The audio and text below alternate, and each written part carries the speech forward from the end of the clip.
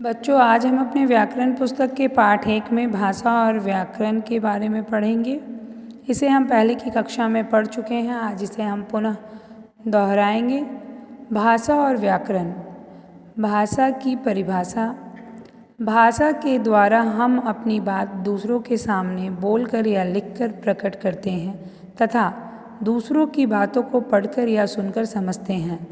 अतः भाषा मन के भावों के आदान प्रदान का एक प्रमुख साधन है। भाषा के प्रकार। भाषा के 3 प्रकार होते हैं: मौखिक भाषा, लिखित भाषा, सांकेतिक भाषा। मौखिक भाषा क्या है? जब हम अपनी बात बोलकर दूसरों को समझाते हैं तथा दूसरों की बातों को सुनकर समझते हैं तो उसे मौखिक भाषा कहते हैं। लिखित भाषा।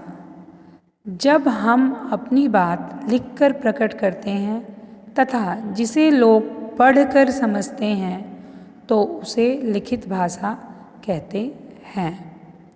सांकेतिक भाषा।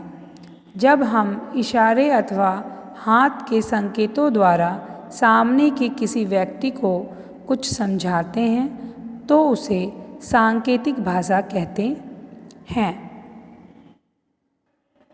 व्याकरण क्या है? व्याकरण वह विद्या है जो हमें किसी भाषा को शुद्ध लिखना और बोलना सिखाती है। व्याकरण हमें किसी भी भाषा के अक्षरों, शब्दों और वाक्यों को सही ढंग से लिखने और बोलने का ज्ञान कराती है। जैसे 2 हिरन दौड़ता है, यह एक अशुद्ध वाक्य है। इसे हम सही करेंगे, इसका शुद्ध वाक्य है 2 हिरन दौड़ते हैं। राधा पत्र लिखता है, यह एक गलत वाक्य है। इसे हम शुद्ध करेंगे, राधा पत्र लिखती है। लिपि क्या है? भाषा के लिखने के ढंग को लिपि कहते हैं। हिंदी भाषा देवनागरी लिपि में लिखी जाती है।